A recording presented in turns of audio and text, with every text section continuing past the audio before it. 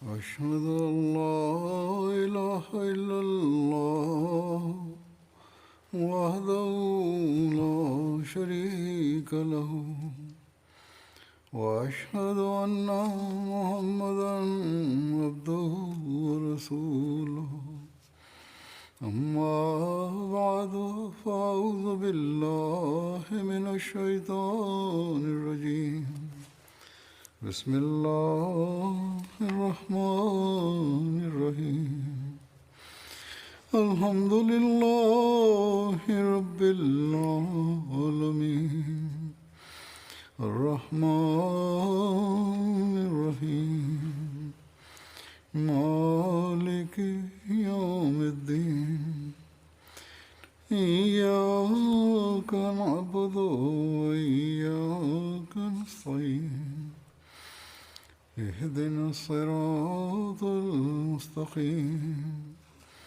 صراط الذين أنعمت عليهم غير المغضوب عليهم ولا الضالين. अॼु असहाबनि जे ज़िक्र मां ई कुझु बयानु कंदुसि. पहिरियों जेको ज़िक्र आहे उहो हज़रत अबू लुबाबा बिन अब्दुल मुंज़िर जो आहे. इन्हनि जे बारे में कुझु ॿियूं रिवायतूं मिलियूं आहिनि, उहे बि पेश करे थो छॾियां. तफ़सील त पहिरियां बि अची चुको आहे. अलामा इब्न अब्दुल बर पंहिंजी तसनीफ़ अल इस्तियाब में लिखनि था त हज़रत अब्दुल्ला बिन अब्बास रज़ियल्लाहु ताला अन्हु क़ुरान शरीफ़ जी आयत व आख़रून तरफ़ू बेज़ुनूबिहिम व आख़रून तरफ़ू बेज़ुनूबिहिम ख़लतू अमलन सालिहं व आख़र सय्यआ त ऐं कुझु ॿिया आहिनि जन पंहिंजे गुनाहनि जो एतिराफ़ु कयो, उन्हनि सुठा अमल ऐं ॿिया ख़राब अमल पाण में रलाए मिलाए छॾिया. में फ़रमाइनि था अब्दुल्ला बिन अब्बास त हीअ आयत अबू लुबाबा ऐं उन्हनि सां गॾु 7-8 या 9 माण्हुनि जे बारे में नाज़िल थी. हीअ माण्हू ग़ज़वे तबूक खां पोइते रहिजी विया हुआ, बाद में शर्मसार थिया ऐं ख़ुदा जे हुज़ूर तौबह कयाऊं ऐं पंहिंजो पाण खे थंभनि सां ॿधे वरिताऊं.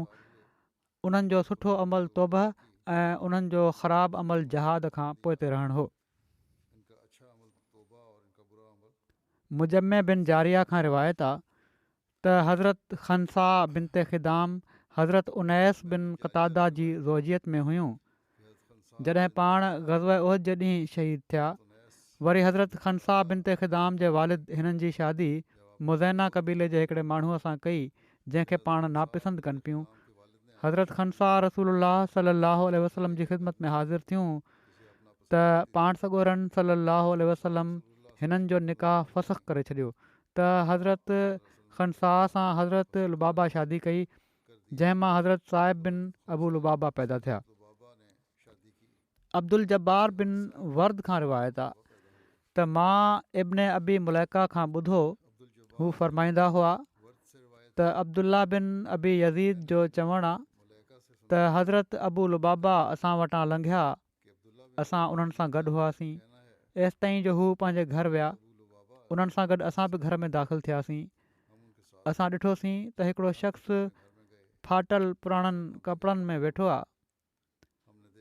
मां उनखां ॿुधो, हू चए पियो त मां रसूलुल्लाह सल्लल्लाहु अलैहि वसल्लम खे ई फ़रमाईंदे ॿुधो आहे त जेको शख़्स क़ुर खे सुठे आवाज़ सां न पढ़े उहो असां मां नाहे.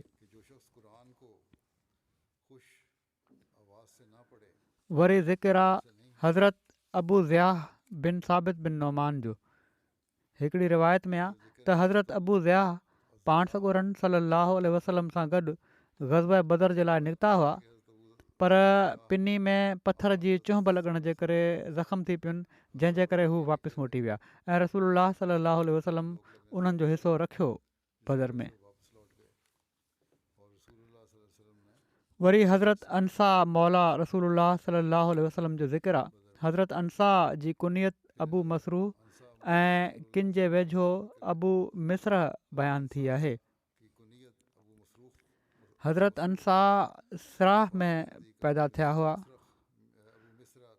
सराह यमन ऐं हबशा जे वेझो हिकिड़ी जॻह.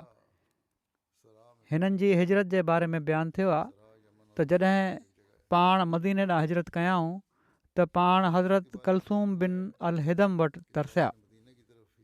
जॾहिं त किन रिवायतुनि जे मुताबिक़ पाण हज़रत साद बिन ख़ैसमा वटि तरसिया।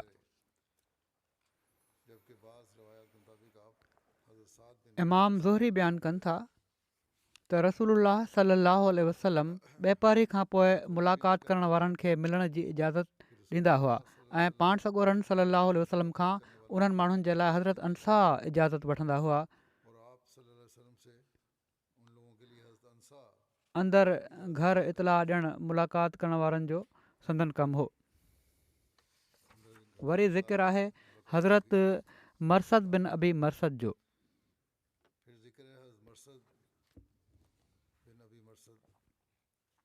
इमरान बिन मिनाह चवनि था त जॾहिं अबू मरसद ऐं उन्हनि जे पुट मरसद बिन अबी मरसद मदीने ॾांहुं हिजरत कई त उन वक़्तु पाण ॿई हज़रत कलसूम बिन हिदम वटि तरसिया।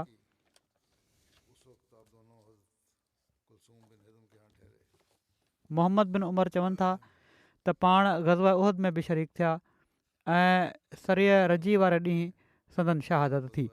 हज़रत मरसद जे हिकिड़े पुट उनैस बिन अबी मरसद अल गनवी जो ज़िक्र मिले थो। खेनि अनस बि चयो वञे थो पर अनीस अक्सर मिले थो। पाण रसूलुल्लाह सल्लल्लाहु अलैहि वसल्लम सां गॾु फ़तह मक्का ऐं ग़ज़वा हुनैन में शामिल हुआ। इब्न हजर हज़रत मरसद जी शहादत सफ़र 4 हिजरी बयानु कई आहे।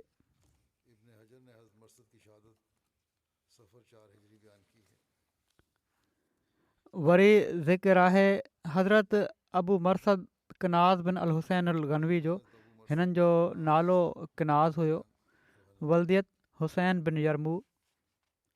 संदन नाले जे बारे में इख़्तिलाफ़ मिले थो।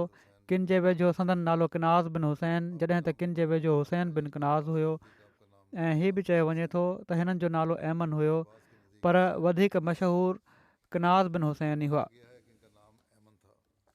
हज़रत अबू मरसद हज़रत हमज़ा जेॾा ऐं उन्हनि जा हलीफ़ हुआ। पाण डिघे क़द जा मालिक हुआ ऐं संदन मथे जा वार घाटा हुआ। हज़रत अबू मरसद ऐं उन्हनि जे पुट हज़रत मरसद रज़ी अलाह ताला अन्हो ॿिन्ही खे ग़ज़वा बदर में शरीक थियण जी तौफ़ीक़ मिली। संदन पुट हज़रत मरसद वाक़े रजी में शहीद थिया पहिरियां बयानु थी चुको आहे।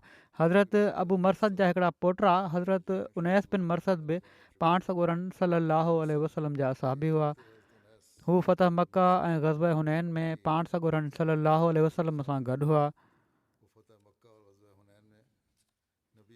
बयानु थियो आहे त रबियुल अवल 2 हिजरी में पाण सॻोरनि सल्लल्लाहु अलैहि वसल्लम 30 उठ सुवार मुहाजिरनि जो हिकिड़ो दस्तो पंहिंजे चाचे हज़रत हमज़ा बिन अब्दुल मुतलिब जी क़यादत में मदीने खां ओभर पासे सैफ़ुल बहर इलाइक़े ईस ॾांहुं रवानो फ़रमायो। हज़रत हमज़ा ऐं उन्हनि जा साथी तकिड़ा तकिड़ा उते पहुता त छा था ॾिसनि त मके जो रईस आज़म अबू जहल 300 सुवारनि जो हिकिड़ो लश्कर वठियूं उन्हनि जे इस्तक़बाल लाइ मौजूदु आहे। ॿई फ़ौजूं हिक ॿिए जे मुक़ाबले में सिफ़ूं सिधियूं करणु लॻी पियूं ऐं लड़ाई शुरू थियण ई वारी हुई जो उन इलाइक़े जे रईस मजदी बिन अमर अल जुहनी जेको ॿिन्ही धुरियुनि सां तालुक़ रखंदो हुयो उन विच में पई ख़ैरु कराए छॾियो ऐं जंग थींदे थींदे रुकिजी वई। हीअ मुहिम सरिया हमज़ा बिन अब्दुल मुतलिब जे नाले सां मशहूरु आहे। हज़रत अबू मरसद बि इन सरिया में शामिलु हुआ। रिवायत में ज़िक्र आहे त पाण सॻोरनि सल्लल्लाहु अलैहि वसल्लम सभिनी खां पहिरियों झंडो हज़रत हमज़ा खे ॿधो हुयो ऐं हिन सरिया में हज़रत हमज़ा जो ई झंडो हज़रत अबू मरसद रज़ी अलाह ताला अन्हो खे खयलु हो। वरी ज़िक्र आहे हज़रत सलीत बिन कैस बिन अमर जो। हज़रत सलीत जो तालुक़ अंसार जे क़बीले ख़ज़रत जे पाड़े बनू अदी बिन नजार सां हुयो। हज़रत सलीत जी वालदा जो नालो हज़रत ज़ुग़ैबा बिनते ज़रारा हो जेके हज़रत असद बिन ज़ुरारा जूं भेण हुयूं। हिकिड़ी रिवायत में बयानु आहे त हज़रत ख़ालिद बिन वलीद जे भाउ वलीद बिन वलीद खे ग़ज़वा बदर जे मौक़े ते हज़रत सलीद बिन कैस क़ैद कयो हो। फ़तह मक्का जे मौक़े ते अंसार जे क़बीले बनू माज़न जो झंडो हज़रत सलीद बिन कैस वटि हो। अहिड़ी तरह ग़ज़वा हुनैन जे मौक़े ते बि बनू माज़न जो झंडो हज़रत सलीद वटि हुयो। 13 हिजरी में जॾहिं त किन जे मुताबिक़ 14 हिजरी जी शुरूआति में हज़रत उमर जी ख़िलाफ़त जे दौर में जंग जिसर जो वाक़ियो पेश आयो। हीअ जंग मुसलमाननि ऐं फ़ारसियुनि जे विच में मौजूदा इराक़ जे इलाइक़े में विढ़ी वई। हिन जंग में मुसलमाननि जा सिपह सालार हज़रत अबू उबैद बिन मसूद सकफ़ी हुआ। तंहिं करे इन जंग खे जंग जिसर अबी उबैद बि चवंदा आहिनि। हिन जंग जा वधीक नाला आहिनि जंग मरोहा, जेको फ़रात दरिया जे ओलह किनारे ते मौजूदु हिकिड़ी जॻह जो नालो आहे। जंग कुसल नातिफ़, हीअ बि फ़रात दरिया जे ओभरे किनारे कूफा जे वेझो हिकिड़ी जॻह जो नालो आहे। हिन जंग में 2000 ईरानी तलवार सां मारिया विया, जॾहिं त किन रिवायतुनि जे मुताबिक़ 6000 ईरानी मारिजी विया। मुसलमाननि तरफ़ां किन रिवायतुनि जे मुताबिक़ हिन जंग में 1800 मुसलमान शहीद थिया, जॾहिं त किन जे मुताबिक़ 4000 मुसलमान शहीद थिया, जिन में 70 अंसार ऐं 22 मुहाजिर बि शामिलु हुआ। हिननि शहीदनि में हज़रत सलीद बिन कैस बि शामिलु हुआ। किन जे वेझो हिन मार्के में सभिनी खां आख़िर में शहीद थियण वारा हज़रत सलीद बिन कैस हुआ।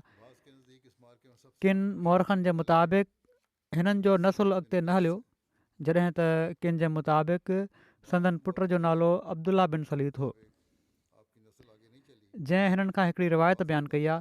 हिकिड़ी ॿी रिवायत जे मुताबिक़ हज़रत सलीद जी हिकिड़ी धीअ हुई जंहिंजो नालो सुबैता हो, जेके हज़रत सुखैला बिनत सिमा जे बतन मां हुयूं। उसुदुल गाबा जा मौलिफ़ लिखनि था त संदन औलाद जो नसुलु अॻिते न हलियो। अब्दुल्ला बिन सलीद बिन कैस पंहिंजे वालिद हज़रत सलीद बिन कैस खां रिवायत कनि था त अंसार मां हिकिड़े शख़्स जो बाग़ हुयो, जंहिंमें कंहिं ॿिए अंसारी शख़्स जा खजी जा वण हुआ ऐं उहो शख़्स उन बाग़ में सुबुह शाम ईंदो हुयो।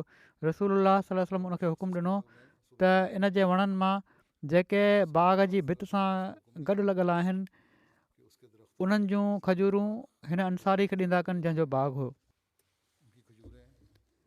वरी ज़िक्र आहे हज़रत मुजज़र बिन ज़ियाद जो।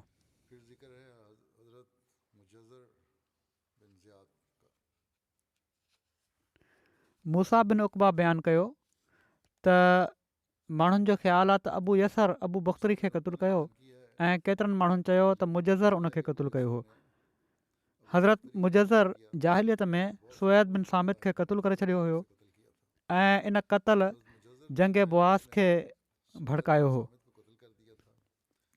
बाद में हज़रत मुजज़र ऐं हज़रत हारिस बिन सुवैद बिन सामित इस्लाम क़बूल करे वरितो, पर हारिस बिन सुवैद मौक़े जी ॻोल्हा में रहिया त पंहिंजे वालिद जे बदिले में उन्हनि खे क़तलु कनि। ग़ज़वा उहद में जॾहिं कुरैश मोटी मुसलमाननि ते हमिलो कयो त हारिस बिन सुवैद पुठियां उन्हनि जे कंध ते हमिलो करे उन्हनि खे शहीद करे छॾियो। ग़ज़वा हमराउल असद तां वापसी ते हज़रत जिब्राईल पाण सॻोरनि सल्लल्लाहु अलैहि वसल्लम वटि आया ऐं हुज़ूर खे ॿुधायऊं त हारिस बिन सुवैद मुजज़र बिन ज़ियाद खे धोखे सां क़तलु करे छॾियो आहे ऐं पाण सॻोरनि सल्लल्लाहु अलैहि वसल्लम खे हुकुम ॾिनऊं त तव्हां हारिस बिन सुवैद खे मुजज़र बिन ज़ियाद जे बदिले में क़तलु कयो। पाण सॻोरा सल्लल्लाहु अलैहि वसल्लम अहिड़े ॾींहुं विया जॾहिं कबा में वॾी गर्मी हुई। हज़रत उवैम बिन साइदा पाण सॻोरनि सल्लल्लाहु अलैहि वसल्लम जे इरशाद ते मस्जिद कबा जे दरवाज़े ते हारिस बिन सुवैद खे क़तलु कयो हुयो। तबक़ातुल कुबरा जी हीअ रिवायत आहे।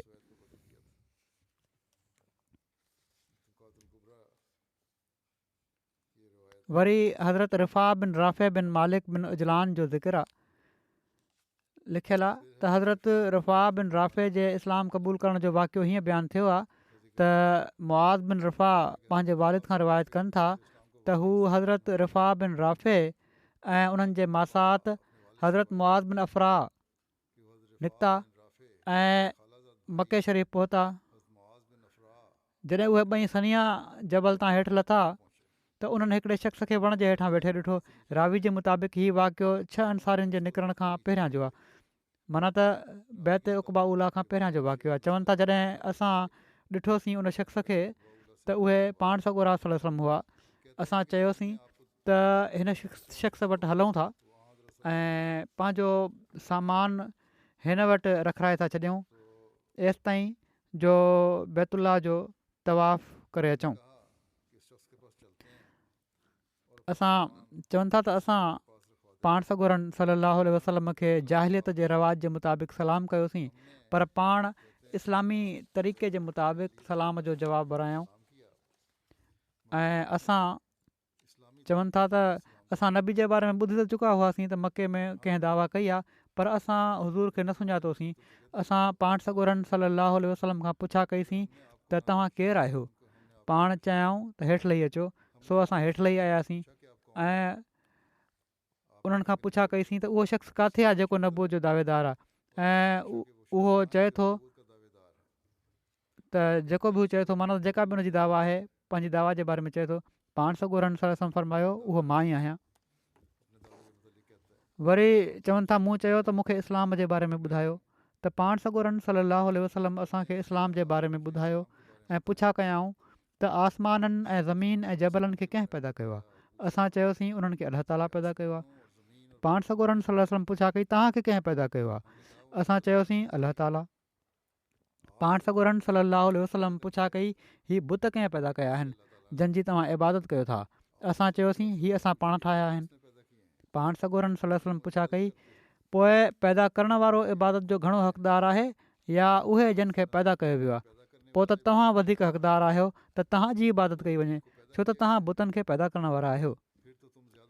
ऐं पोइ पाण फरमायाऊं त मां अलाह जी इबादत ऐं उन जी शाहिदी ॾांहुं सॾियां थो त अलाह खां सवाइ को मबूद नाहे ऐं हीअ त मां अलाह जो रसूल आहियां। ऐं पाण में सिला रहमी करणु ऐं दुश्मनी खे छॾे ॾियण ॾांहुं सॾियां थो जेका माण्हुनि जे ज़ुल्म जे करे हुजे। असां चयोसीं त न अलाह जो कसम, जंहिं शइ ॾांहुं तव्हां सॼो था कूड़ियूं थियूं तॾहिं बि हीअ भलियूं ॻाल्हियूं आहिनि ऐं अहसन अख़लाक आहिनि। तव्हां असांजी सुवारी खे संभालियो एसि ताईं जो असां तवाफ़ करे अचूं। मुआज़ बिन अफ़रा पाण सॻोरनि सलम वटि वेठा रहिया। रिफ़ा बिन राफ़े चवनि था सो मां बैतुल्ला जो तवाफ़ करणु वियुसि। मां 7 तीर कढिया ऐं हिकिड़ो तीर पाण सॻोरनि सलाहु वसलम जे बारे में मुक़ररु करे वरितो जेको उन्हनि जो तरीक़ो हुयो। हीअ दिलि जी तसली जे लाइ तीरनि खां सवण वठंदा हुआ। चवनि था त पोइ बैतुल्ला ॾांहुं मुतवजे थियुसि ऐं दुआ घुरियमि त ए अलाह, मोहम्मद सलम जंहिं शइ ॾांहुं सॾनि था जेकॾहिं उहो हक़ु आहे त 7 भेरा उन्हनि जो ई तीर कढ। मां 7 भेरा कुणो विधो ऐं 7 भेरा हुज़ूर जो ई तीर निकितो। मां ज़ोर सां चयो अशहदु अल्ला इलाहा इल्लल्लाह व अन्न मुहम्मदन रसूलुल्लाह। सो माण्हू मूं वटि गॾु थी विया ऐं चवणु लॻा हीउ शख़्स त मजनून आहे, साबित थी वियो आहे। मूं चयो ऐं पर हू मोमिन माण्हू आहे। पोइ मां मके जे मथे इलाइक़े में अची वियुसि। जंहिंजूं तव्हां ॻाल्हियूं कयो था उहो त मजनून आहे, साबी आहे, पर मूं चयो त न, ऐं पर मूंखे त लॻे थो त मोमिन माण्हू आहे। पोइ मां मके जे मथे इलाइक़े में अची वियुसि। सो जॾहिं मुआज़ मूंखे ॾिठो त चयईं रिफ़ा अहिड़े नूरानी चहिरे सां अचे पियो थो जहिड़ो क वञण महिल न हुउसि। सो माना त कलमो पढ़ण खां पहिरियां उहो नूरानी चहिरो न हुयो जहिड़ो की हाणे आहे। सो मां आयुसि ऐं इस्लाम क़बूल कयो। रसूलुल्लाह सल्लल्लाहु असांखे सूरह यूसुफ ऐं इक़रा बिस्म रब्बिकल लज़ी ख़लक़ पढ़ाई। पोइ असीं वापसि अची वियासीं। हज़रत रिफ़ा बिन राफ़े बयानु कनि था त बदर जे ॾींहुं मुंहिंजी अखि में तीर लॻो जंहिंजे करे मुंहिंजी अखि निकिरी पई त पाण सॻोरनि सलम मुंहिंजी अखि ते पंहिंजो लुआब हयो ऐं मुंहिंजे लाइ दुआ कयाऊं त इन सां मूंखे का बि तकलीफ़ न थी। हिकिड़ी ॿी रिवायत जे मुताबिक़ बदर वारी जंग जे ॾींहुं तीर हज़रत रिफ़ा बिन राफ़े खे न ऐं पर उन्हनि जे वालिद राफ़े बिन मालिक जी अखि में लॻो हुयो। बहरहाल अलाह बहितर ॼाणे थो, पर बहरहाल नतीजो उहो ई आहे त तकलीफ़ ख़तमु थी। हज़रत रिफ़ा बिन राफ़े चवनि था त रसूलुल्लाह सल्लल्लाहु अलैहि वसल्लम हिकिड़े ॾींहुं मस्जिद में वेठा हुआ। असां बि हुज़ूर सां गॾु हुआसीं। इन ई दौरान हिकिड़ो शख़्स हुज़ूर वटि आयो जेको बदबी पियो लॻे। उन अची निमाज़ पढ़ी ऐं तमामु हल्की पढ़ियईं। पोइ मोटियो ऐं पाण सॻोरनि सलम खे सलाम कयईं त पाण सॻोरनि सलम फरमायो त ऐं तोते बि सलाम हुजे, वापसि वञु वरी ॿीहर निमाज़ पढ़, छो त तूं निमाज़ नाहे पढ़ी। हू वरी वियो ऐं निमाज़ पढ़ियईं। वरी हू आयो ऐं अची उन हुज़ूर खे सलाम कयो। पाण वरी फरमायाऊं तोते बि सलामती हुजे ऐं फरमायाऊं त वापसि वञु ऐं वरी ॿीहर निमाज़ पढ़, छो त तूं निमाज़ नाहे पढ़ी। अहिड़ी तरह उन 2-3 भेरा ईअं कयो। हर भेरे हू पाण सॻोरनि सलम वटि अची हुज़ूर खे सलाम पियो करे ऐं पाण फरमाइनि पिया त तोते बि सलाम हुजे, वापसि वञु ऐं वरी ॿीहर निमाज़ पढ़, छो त तूं निमाज़ नाहे पढ़ी। त माण्हू ड्रिना ऐं उन्हनि खे इहा ॻाल्हि ॾाढी ॾुखी लॻी त जंहिं हल्की निमाज़ पढ़ी आहे उन निमाज़ ई न पढ़ी। उते वेठा हुआ असाब चौधारी, उन्हनि खे वॾो ख़ौफ़ महसूसु थियो त इन जो मतिलबु आहे त हल्कड़ी निमाज़ त पोइ निमाज़ ई न आहे। असांखे बि पंहिंजो जाइज़ो वठणु घुरिजे इन लिहाज़ खां। आख़िर उन माण्हू अर्ज़ु कयो त असांखे पढ़ी ॾेखारियो ऐं मूंखे सेखारियो। मां इंसान ई त आहियां, मां कोशिशि बि कयां थो ऐं मूंखां ग़लती बि थी वञे थी। त पाण फरमायाऊं ठीकु आहे, जॾहिं तूं निमाज़ जे लाइ बीहण जो इरादो करीं त पहिरियां वुज़ू कर, जीअं अलाह तोखे वुज़ू करण जो हुकुम ॾिनो आहे। पोइ जेकॾहिं तोखे कुझु क़ुर यादि हुजे त उहो पढ़, न त अल्हम्दुलिल्लाह, अलाह अकबर ऐं ला इलाहा इल्लल्लाह चओ। पोइ रुकू में वञु ऐं ख़ूब इत्मिनान सां रुकू कर। उनखां पोइ बिल्कुलु सिधो बीह, वरी सजदो कर ऐं ख़ूब एतदाल सां सजदो कर। पोइ वेह ऐं ख़ूब इत्मिनान सां वेह, पोइ उथ। जॾहिं तूं ईअं करे वरितो त तुंहिंजी निमाज़ पूरी थी वई। ऐं जेकॾहिं तूं उन में कुझु कमी कई त तूं ओतिरी पंहिंजी निमाज़ मां कमी कई। हज़रत रिफ़ा बिन राफ़े खां रिवायत आहे त हू पाण सॻोरनि सलम वटि वेठा हुआ त पाण फरमायाऊं कंहिंजी निमाज़ मुकमल नाहे थींदी एसि ताईं जो हू पूरी तरह वुज़ू करे, जीअं अलाह ताला उनखे हुकुम ॾिनो आहे। पंहिंजे चहिरे ऐं ॿिन्ही हथनि खे ठुठियुनि ताईं धोए ऐं पंहिंजे मथे जो मसह करे ऐं पंहिंजे ॿिन्ही पेरनि जी भेॾियुनि ताईं धोए। हिकिड़ी ॿी रिवायत में हज़रत रिफ़ा बिन राफ़े खां इन वाक़े जी रिवायत आहे त उन्हनि चयो त जॾहिं तव्हां बीहो ऐं तव्हां क़िबले ॾांहुं रुख़ कयो त अलाह अकबर चओ ऐं सूरह फातिहा पढ़ो ऐं उन सां गॾु जेतिरो क़ुर अलाह चाहे त तव्हां पढ़ो, जेतिरो तव्हांखे यादि आहे या जेको पढ़णु चाहियो था। जॾहिं तव्हां रुकू कयो त पंहिंजूं ॿई तरियूं पंहिंजे ॿिन्ही गोॾनि ते रखो ऐं पंहिंजी चेल सिधी रखो। ऐं उन्हनि चयो जॾहिं तव्हां सजदो कयो त सुकून सां सजदो कयो ऐं जॾहिं तव्हां मुंडी खणो त पंहिंजी खाॿी रान ते वेहो। वरी ज़िक्र आहे हज़रत उसैद बिन मालिक बिन रबिया जो। उस्मान बिन उबैदुल्ला खां मरवी आहे त मां अबू उसैद खे ॾिठो, हू पंहिंजी ॾाढ़ी खे हेॾो रंग हणंदा हुआ।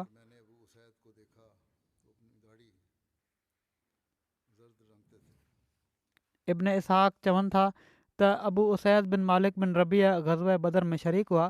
जॾहिं उन्हनि जी आख़िर उमिरि में नज़र हली वई त उन्हनि चयो त जेकॾहिं अॼु मां बदर जी जॻह ते हुजां हां ऐं मुंहिंजी नज़र बि सही हुजे हां त मां तव्हांखे उहो जबल जो लकु ॾेखारियां हां जिथां मलाइक निकिता हुआ। मूंखे इन में ज़रे जेतिरो बि शक ऐं वहम न थींदो। अबू उसैद बिन मालिक बिन रबिया सादी खां रिवायत आहे, हू चवनि था त असां रसूलुल्लाह सल्लल्लाहु अलैहि वसल्लम वटि वेठा हुआसीं जो इन ई दौरान बनू सलमा जो हिकिड़ो शख़्स हुज़ूर वटि आयो ऐं उन चयो या रसूलल्लाह, मुंहिंजे माउ पीउ जे मरी वञण खां पोइ बि उन्हनि सां सुहिणे वर्ताउ जी का सूरत आहे? पाण सॻोरनि सलम फरमायो हा, उन्हनि जे लाइ दुआ करणु ऐं उन्हनि जे लाइ इस्तग़फ़ार करणु, उन्हनि खां पोइ उन्हनि जे वाइदनि खे पूरो करणु ऐं जेके हिननि ॿिन्ही जा मिट माइट आहिनि उन्हनि सां सिल रहमी करणु, उन्हनि खे ॻंढे रखणु ऐं उन्हनि जे दोस्तनि जी इज़त करणु। अहिड़ी तरह उन्हनि खे बि सवाबु पहुचंदो रहंदो। ऐं उन्हनि जे रूह खे बि सवाबु पहुचंदो रहंदो। उन्हनि जी मग़फ़रत जा सामान थींदा रहंदा। मालिक बिन रबिया खां मरवी आहे त मां पाण सॻोरनि सलाहु वसलम खे चवंदे ॿुधो, ऐं अलाह मथो कूड़ाइण वारनि जी मग़फ़रत फ़रमाए। त हिकिड़े शख़्स चयो, ऐं वार कटाइण वारनि जी? त पाण टियों या चोथों भेरो फ़रमायाऊं, ऐं वार कटाइण वारनि जी। मुंहिंजो बि उन ॾींहुं मथो कूड़ियल हुयो। मूंखे जेका ख़ुशी थी उहा मूंखे ॻाढ़ा उठ या तमामु घणो माल मिलण ते बि उन ॾींहुं ख़ुशी न थिए हा। उस्मान बिन अरकम पंहिंजे वालिद खां रिवायत कनि था त रसूल सल्लल्लाहु अलैहि वसल्लम बदर जे ॾींहुं फ़रमायो, तव्हां वटि जेको गनीमत जो माल आहे उनखे छॾे ॾियो। त हज़रत अबू उसैद सादी आइज़ुल मर्ज़बान जी तलवार रखे छॾी।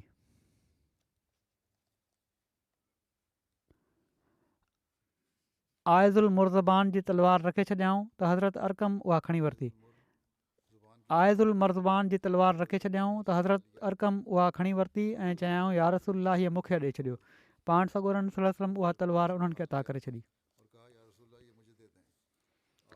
वरी हज़रत अब्दुल्ला बिन अब्दुल असद जो ज़िक्र आहे। हिकिड़ी रिवायत में आहे त मोहम्मद बिन अमारा चवनि था त मके मां हिजरत करे मदीने अचण वारनि में सभिनी खां पहिरियां असां वटि हज़रत अबू सलमा बिन अब्दुल असद आया। हू 10 मुहर्रम ते मदीने आया, जॾहिं त पाण सॻोरा सल्लल्लाहु अलैहि वसल्लम 12 रबीउल अव्वल ते मदीने में आया। जेके मुहाजिर सभिनी खां पहिरियां आया ऐं बनु अमर बिन औफ़ वटि तरसिया, ऐं उहे मुहाजिर जेके आख़िर में आया उन्हनि जे विच में 2 महीननि जो फ़र्क़ु आहे। हज़रत अबू सलमा बयानु कनि था त उन्हनि हज़रत अबू सलमा जॾहिं मदीने हिजरत कई त कबा में हज़रत मुबशर बिन अब्दुल मुंदर वटि तरसिया। हिजरत कई त कबा में हज़रत मुबशर बिन अब्दुल मुंदर वटि हू तरसिया। रसूलुल्लाह सल्लल्लाहु अलैहि वसल्लम हज़रत अबू सलमा बिन अब्दुल असद ऐं हज़रत साद बिन ख़ैसमा जे विच में मुवाख़ात क़ाइमु फ़रमाई।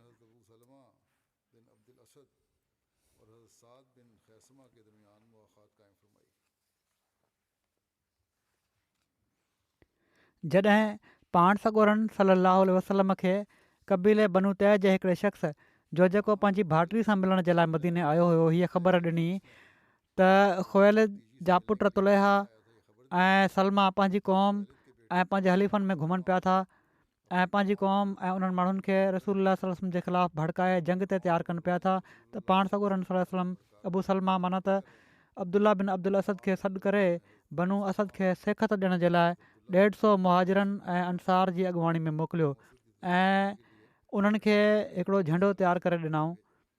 ऐं जंहिं शख़्स बनु असद जे बारे में ही इतलाह ॾिनो हुयो उनखे रहबर तौरु साण मोकिलियऊं। हुज़ूर सल्लल्लाहु अलैहि वसल्लम हज़रत अबू सलमा खे हुकुम ॾींदे फ़रमायो त तूं अॻिते वधंदो रह एसि ताईं जो बनु असद जे इलाइक़े में वञी ड्राबो कर, ऐं इन खां पहिरियां जो हू पंहिंजे लश्कर सां तव्हांखे मुंहुं ॾियनि तव्हां उन्हनि ते हमिलो करे ॾियो। जीअं त इन हुकुम ते हज़रत अबू सलमा तमामु तेज़ी सां ॾींहुं राति सफ़र कंदे आम रस्तनि खां हटी करे हलिया त जीअं बनु असद जे उन्हनि जी पेशकदमी जी ख़बर थियण खां पहिरियां हू उन्हनि जे मथां ओचितो पहुची वञनि। आख़िर हलंदे हलंदे हू बनु असद जे हिकिड़े चश्मे ते पहुची विया ऐं उन्हनि ढोर ढगनि जे वाड़े ते हमिलो करे ॾिनो ऐं उन्हनि जे 3 धनारनि खे पकिड़े वरितऊं। बाक़ी सभई माण्हू सिर बचाए भॼण में कामयाबु थी विया। हज़रत अबू सलमा पंहिंजे दस्ते खे 3 हिसनि में विरायो ऐं हिकिड़ो हिसो पाण वटि रखी बाक़ी 2 खे हेॾे होॾे रवानो करे छॾियऊं। हीअ माण्हू कुझु ॿिया उठ ऐं ॿकरियूं पकिड़े उन्हनि आंदा पर कंहिं माण्हू खे पकिड़े न सघिया ऐं इन खां पोइ हज़रत अबू सलमा वापसि मदीने मोटी आया। सीरतुल हलबिया जो ई हवालो आहे। अमर बिन सलमा चवनि था त हज़रत अबू सलमा ग़ज़वा बदर ऐं उहद में शरीक थिया ऐं अबू उसामा जुशमी ग़ज़वा उहद में उन्हनि खे ज़ख़्मी कयो। उन हज़रत अबू सलमा जी ॿांह ते नंढे भाले सां हमिलो कयो। हज़रत अबू सलमा 1 महीने ताईं इन ज़ख़्म जो इलाजु कंदा रहिया, जेको बज़ाहिर सही बि थी वियो, ज़ख़्म भरिजी वियो, जंहिंजी ख़राबी खे को बि न पियो सुञाणे। पाण सॻोरनि सल्लल्लाहु अलैहि वसल्लम हिजरत जे 35 महीने मुहर्रम में उन्हनि खे हिकिड़े सरिया में क़तन बिन अबू असद ॾांहुं मोकिलियो। क़तन जे बारे में चवनि था ही अनीज़ा नजद ऐं ख़ैबर जे विच में हिकिड़ो जबल आहे जंहिंजे उत्तर में बनू असद बिन ख़ुज़ैमा आबाद हुआ। बहरहाल 10 खां वधीक रातियूं मदीने खां ॿाहिरि रहण खां पोइ वापसि मोटिया त उन्हनि जो ज़ख़्मु ख़राबु थी वियो ऐं हू बीमार थी विया ऐं 3 जमादुल आख़िर 4 हिजरी में फ़ौत थी विया।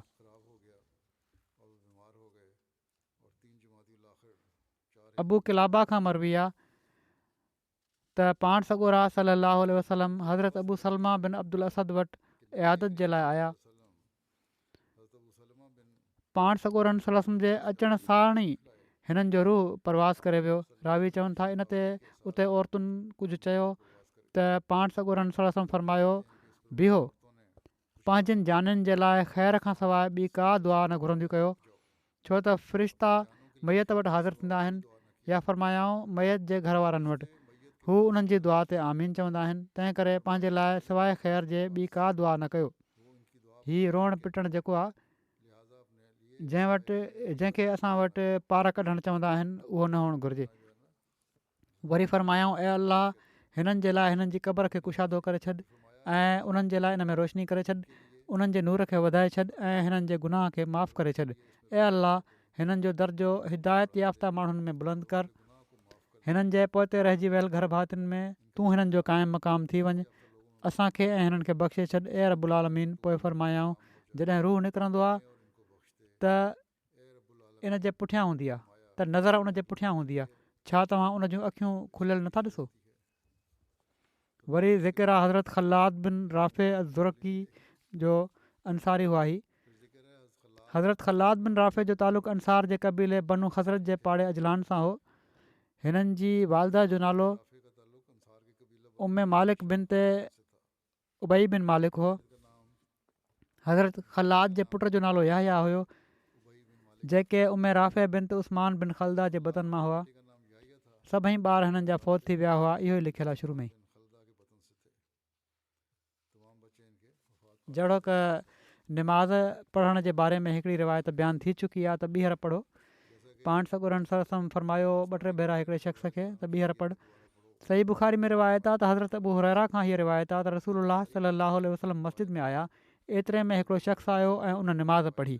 पोइ उन पाण सॻोरनि सलम खे सलाम कयो, पाण सलाम जो जवाबु ॾिनऊं ऐं फरमायाऊं वापसि वञ ऐं निमाज़ पढ़, ऐं अहिड़ी तरह उनखे ॿीहर मोटाए छॾियऊं। पोइ वरी उनखे मोटायऊं ऐं इहो ई चयऊं त वापसि वञ ऐं निमाज़ पढ़, जहिड़ो की बयानु थी चुको आहे पहिरियां। पोइ उन चयो त उन ज़ात जो कसम जंहिं तव्हांखे हक़ सां मबूस फरमायो आहे, मां इन खां सुठी निमाज़ नथो पढ़ी सघां, तंहिं करे तव्हां मूंखे सेखारियो।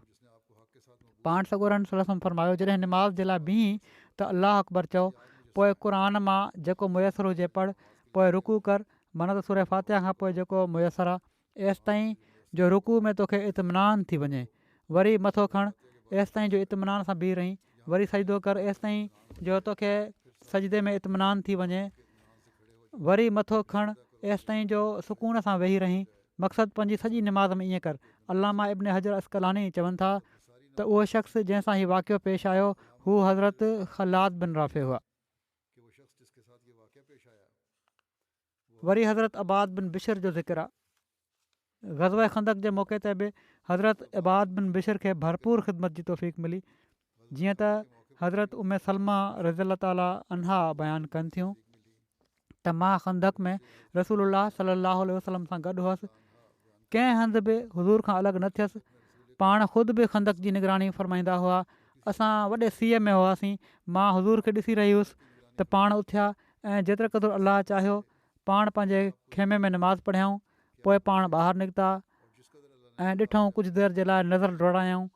पोइ मां खेनि हीअ फ़रमाईंदे ॿुधो त हीअ त मुशरिकनि जा घुड़सवार आहिनि जेके खंदक जो चकर हणनि पिया था, उन्हनि खे केरु ॾिसंदो। पोइ पाण सॾु कयाऊं त ए इबाद बिन बिशर। हज़रत इबाद अर्ज़ु कयो मां हाज़िर आहियां। पाण सॻोरनि सल्लल्लाहु अलैहि वसल्लम पुछा कई छा तोसां गॾु ॿियो को बि आहे? उन्हनि जवाबु ॾिनो त हा मां पंहिंजे कुझु साथियुनि सां गॾु आहियां, असां तव्हांजे खेमे जे चौधारी आहियूं।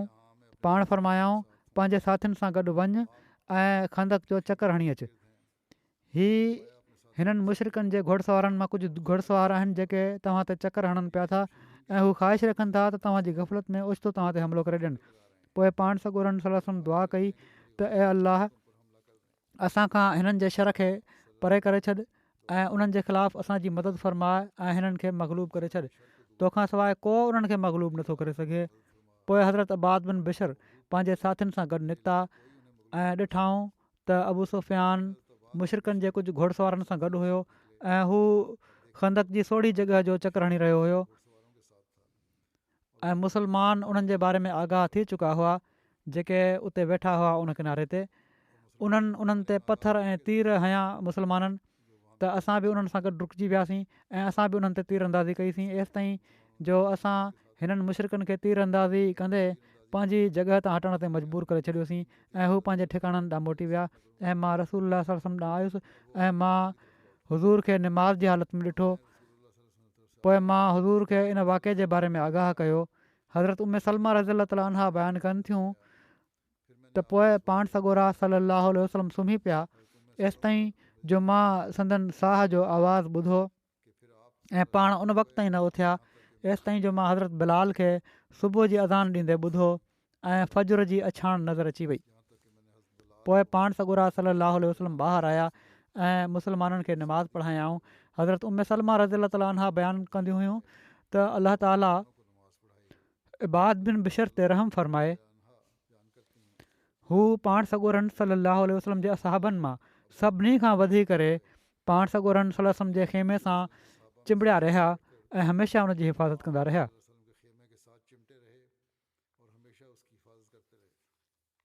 हज़रत आयशा फ़रमाईंदियूं हुयूं त अंसार मां 3 शख़्स पंहिंजी अफ़ज़लियत में जवाबु नथा रखनि, माना त हज़रत उसैद बिन हुज़ैर, हज़रत साद बिन मुआज़ ऐं हज़रत इबाद बिन बिशर।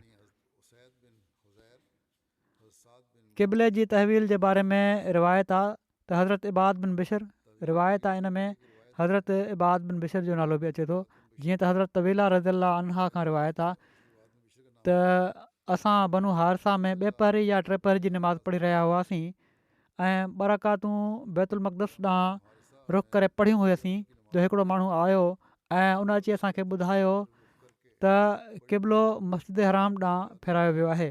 हू बयानु कनि थियूं त पोइ असां जॻह तब्दील करे वरितीसीं ऐं मर्द औरतुनि जी जॻह ॾांहुं शिफ्ट थी विया ऐं औरतूं मर्दनि ॾांहुं।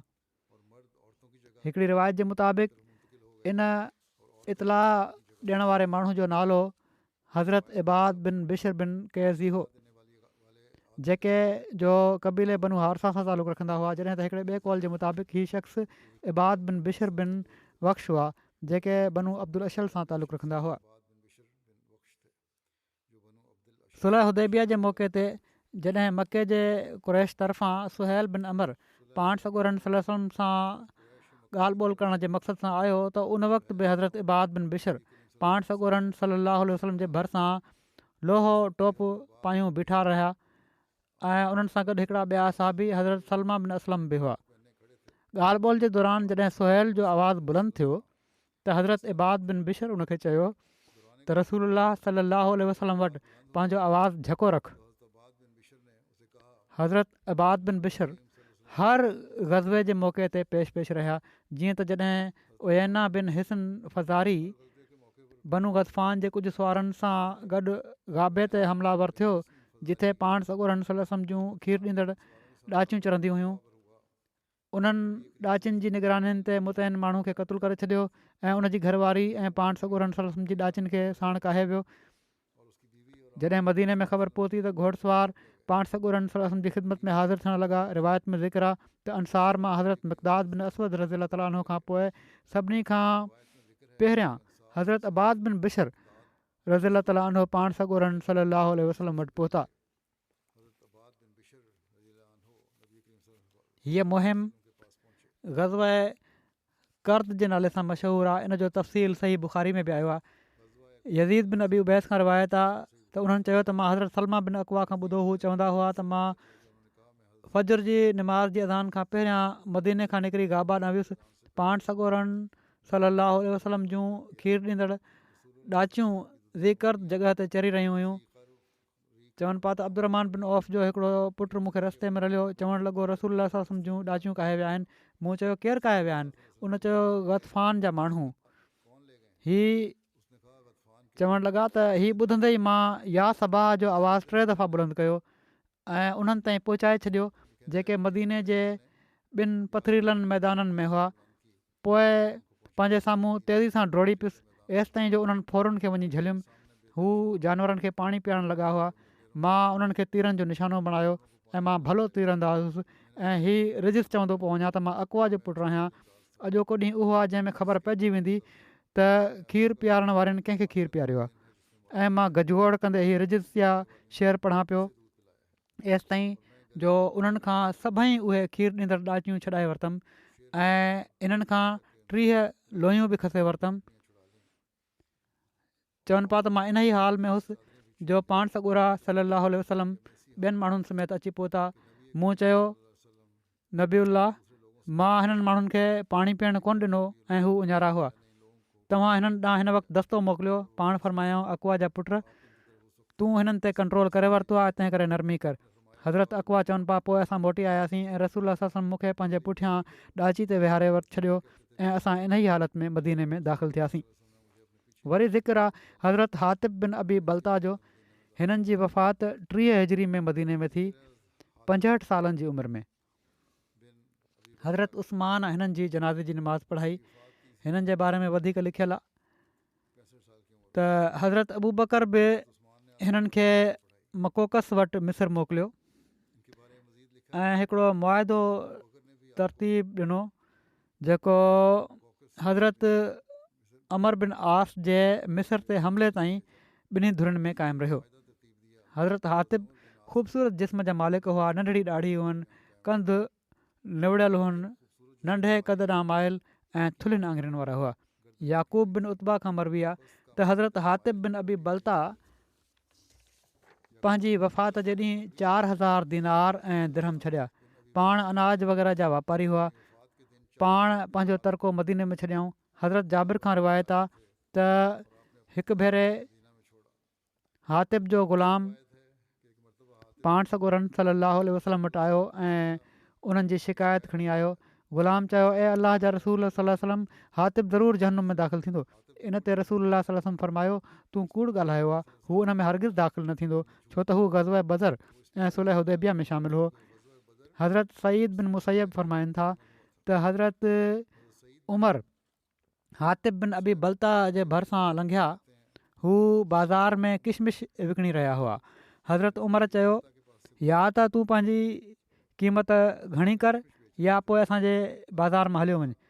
वधीक लिखियलु आहे त हज़रत इमाम शाफ़ी खां रिवायत आहे त कासिम बिन मोहम्मद चवनि था त हज़रत उमर ईदगाह जे बाज़ार में हज़रत हातिब जे भरिसां लंघिया। उन्हनि जे साम्हूं 2 टोकरियूं किशमिश जूं भरियूं पयूं हुयूं। हज़रत उमर उन्हनि खां इन्हनि जो रेट पुछियो त उन्हनि चयो त 2 मुद 1 दरम में ॾियां पियो थो। हज़रत उमर उन्हनि खे चयो त मूंखे ताइफ़ मां अचण वारे काफ़िले जे बारे में ॿुधायो वियो आहे त हू तव्हांजे अघ जो एतबार कंदा आहिनि। या त तव्हां अघु घणो कयो या पोइ पंहिंजे घर में वेही जीअं वणेव विकिणो। जीअं त जॾहिं हज़रत उमर घर आया ऐं सोच वीचार कयऊं त पोइ हज़रत हातिब जे घर उन्हनि सां मिलणु विया ऐं उन्हनि खे चयऊं जेको कुझु मां तव्हांखे चयो हुयो उहो मुंहिंजे तरफ़ां का ज़ोरावरी न आहे ऐं न मुंहिंजे तरफ़ां को फ़ैसिलो हुयो। मां हीअ ॻाल्हि सिर्फ़ु शहरनि जी भलाई जे लाइ कई हुई। तव्हांखे जिथे वणे विकिणो ऐं जेतिरे में वणे विकिणो।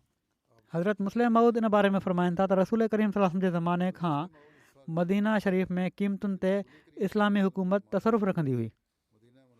जीअं त हदीसुनि में अचे थो त हज़रत उमर रज़ी ताला अन्हु हिकु दफ़ो मदीने जी बाज़ार में घुमी रहिया हुआ जो पाण ॾिठाऊं त हिकिड़ो शख़्स हातिब बिन अबी बल्ता नाले बाज़ार में 2 बोरियूं सुकल अंगूरनि जूं रखियूं वेठो हो। हज़रत उमर उन्हनि खां बहा पुछी त उन्हनि 1 दरहम जा 2 मुद ॿुधाया। हीअ अघु बाज़ार जे आम अघ खां सस्तो हुयो। इन ते पाण उन्हनि खे हुकुम ॾिनऊं त पंहिंजे घर वञी विकिणो पर बाज़ार में हू एतिरे क़दुरु सस्ते अघ ते विकिणी नथा सघनि छो त इन सां बाज़ार जो अघु ख़राबु थो थिए ऐं माण्हुनि खे बाज़ार वारनि ते बदनी पैदा थिए थी। हज़रत मुस्लिम लिखनि था त फ़ुक़हा इन ते वॾा बहस कया आहिनि। किन अहिड़ियूं रिवायतूं बि नक़ल कयूं आहिनि त बाद में हज़रत उमर पंहिंजे इन ख़्याल खां रुजू करे वरितो हुयो पर बिल उमूम फ़ुक़हा हज़रत उमर जी राय खे हिकिड़ी क़ाबिल अमल असल तौरु तस्लीम कयो आहे। उन्हनि लिखियो आहे त इस्लामी हुकूमत जो हीउ फ़र्ज़ु आहे त उहा अघु मुक़ररु करे, न त क़ौम जे अख़लाक ऐं दयानत में फ़र्क़ु पइजी वेंदो। पर हीअ ॻाल्हि यादि रखणु घुरिजे त हिन हंधि उन्हनि ई शयुनि जो ज़िक्र आहे जेके मंडी में आंदियूं वेंदियूं आहिनि। जेके शयूं मंडी में न आहिनि आंदियूं वेंदियूं ऐं इनफ़रादी हैसियत रखनि थियूं, उन्हनि जो हिते ज़िक्र कोन्हे। सो जेके शयूं मंडी में आंदियूं वेंदियूं आहिनि ऐं विकिणियूं वेंदियूं आहिनि, उन्हनि जे बारे में इस्लाम जो ई वाज़े हुकुम आहे त हिकिड़ो रेट मुक़ररु हुअणु घुरिजे, त जीअं को दुकानदार क़ीमत में घटि वाधी न करे सघे। जीअं त फ़ुक़हा लिखियो आहे त के हदीसूं ऐं आसार आहिनि जिन मां इन जी ताईद थिए थी। हिते मुक़ाबलेबाज़ी में पोइ हिक ॿिए खे नुक़सानु पहुचाइण जी कोशिशि कंदा आहिनि, तंहिं करे हिकु रेट हुजे। 5 हिजरी में ग़ज़वा बनू मुस्तलिक़ तां वापसी ते रसूलुल्लाह सल्लल्लाहु अलैहि वसल्लम नकी जॻह वटां लंघिया त उते वसी इलाइक़ो ऐं गाह ॾिठाऊं ऐं केतिरा ई खूह ॾिठाऊं। सो पाण सॻोरनि सल्लल्लाहु अलैहि वसल्लम खूहनि जे पाणी जे बारे में पुछा कई त अर्ज़ु कयो वियो, ऐं अलाह जा रसूल सल्लल्लाहु अलैहि वसल्लम, जॾहिं असां हिननि खूहनि जी तारीफ़ कंदा आहियूं त हिननि जो पाणी घटिजी वेंदो आहे ऐं खूह वहिजी वेंदा आहिनि। इन ते रसूलुल्लाह सल्लल्लाहु अलैहि वसल्लम हज़रत हातिब बिन अबी बल्ता खे हुकुम ॾिनो त हू हिकिड़ो खूह खोटरनि। पाण सॻोरनि सल्लल्लाहु अलैहि वसल्लम नकी खे चरागाह बनाइण जो हुकुम ॾिनो। हज़रत बिलाल बिन हारिस मुज़नी खे इन ते निगरान मुक़ररु फ़रमायाऊं। हज़रत बिलाल अर्ज़ु कयो त ए अलाह जा रसूल सल्लल्लाहु अलैहि वसल्लम, मां हिन ज़मीन मां केतिरे हिसे खे चरागाह बणाया। पाण सॻोरनि सल्लल्लाहु अलैहि वसल्लम फ़रमायो, जॾहिं असुर थी वञे त हिकिड़े ॾाढियां आवाज़ वारे शख़्स खे बिहार, राति जी ऊंदाही में त परे ताईं आवाज़ वेंदा आहिनि, तंहिं करे ॾींहं महिल जॾहिं ॾींहुं चढ़ी वञे त उन वक़्तु हिकिड़े शख़्स खे बिहार, पोइ उनखे मुकमल नाले जबल ते बिहारे जेसिताईं उन शख़्स जो आवाज़ु वञे ओतिरे हिसे खे मुस्लमाननि जे घोड़नि ऐं उठनि जी चरागाह बणाए छॾ, जंहिंजे ज़रिए सां हू जहाद करे सघनि। माना त जहाद जे लाइ जेके घोड़ा ऐं उठ आहिनि मुस्लमाननि जा, उहे उते चरनि। हज़रत बिलाल अर्ज़ु कयो त ए अलाह जा रसूल सल्लल्लाहु अलैहि वसल्लम, मुस्लमाननि जे चरण वारनि जानवरनि जे बारे में छा राय आहे? जेके ॿिया जानवर आहिनि मुस्लमाननि जा, उन्हनि जे बारे में पाण फ़रमायाऊं उहे इन में दाख़िल न थींदा। सिर्फ़ु जहाद जे लाइ जेके इस्तेमालु थियण वारा आहिनि उहे ई हिन हंधि चरी सघनि था, बाक़ी पंहिंजनि पंहिंजनि चरागाहुनि में वञनि। हज़रत बिलाल अर्ज़ु कयो त ए अलाह जा रसूल, उन कमज़ोर मर्द या कमज़ोर औरत जे बारे में तव्हांजो छा ख़्यालु आहे जंहिं वटि थोरे अंग में रिढूं ॿकरियूं हुजनि ऐं हू उन्हनि खे मुंतक़िल करण ते ताक़त न रखंदा हुजनि? पाण सॻोरनि सल्लल्लाहु अलैहि वसल्लम फ़रमायो, उन्हनि खे छॾे ॾियो, उन्हनि खे चरणु ॾियो। जेको ग़रीबनि जो थोरो घणो माल आहे उनखे बेशक चढ़णु ॾियो।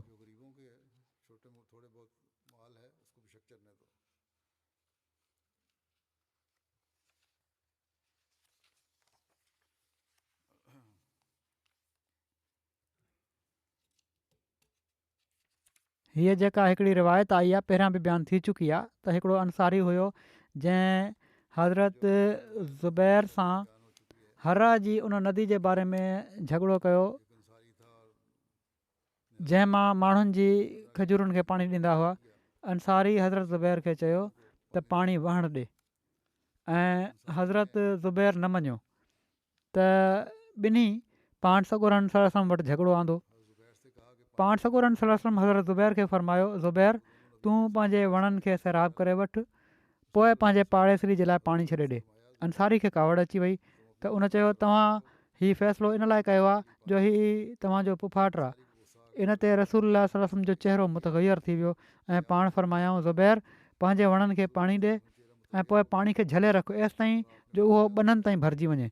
हज़रत ज़ुबैर चवनि था त अलाह जो कसम, मां सम्झो आहियां त हीअ आयत उन वक़्तु नाज़िल थी हुई त तुंहिंजे रब जो कसम, हू हरगिज़ मोमिन न थींदा जेसिताईं हू तोखे उन्हनि ॻाल्हियुनि में हक़म न मञनि जेके उन्हनि जे विच में इख़्तिलाफ़ी सूरत अख़्तियार कनि थियूं। बुख़ारी जी रिवायत आहे हीअ। हिन हदीस में जन अंसारी जो ज़िक्र आहे, उन्हनि जे बारे में इख़्तिलाफ़ आहे, तफ़सीरुनि में लिखियलु आहे। तफ़सीर कुर्तुब में मक्की वनुहास जे कौल जे मुताबिक़ लिखियलु आहे त उहे अंसारी हज़रत हातिब बिन अबी बल्ता हुआ। त हीअ अॼु जंहिंजो बयानु करिणो हो मूं, कुझु थोरा रहिजी विया आहिनि, उहे इनशा अलाह आईंदा कॾहिं बयानु कंदुसि।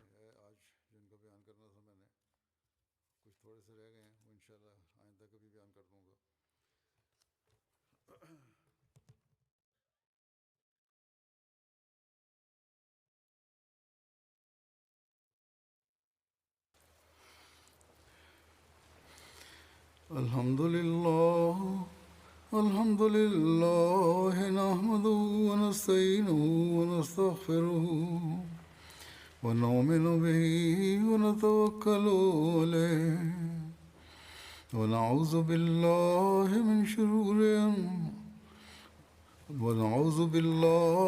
شرور أنفسنا ومن سيئات أعمالنا من يهده الله فلا مضل له ومن يضلل فلا هادي له ونشهد أن لا إله إلا الله ونشهد أن محمدا عبده ورسوله عباد الله رحمكم الله إن الله يأمر بالعدل والإحسان وإيتاء ذي القربى وينهى عن الفحشاء والمنكر والبغي يعظكم لعلكم تذكرون اذكروا الله يذكركم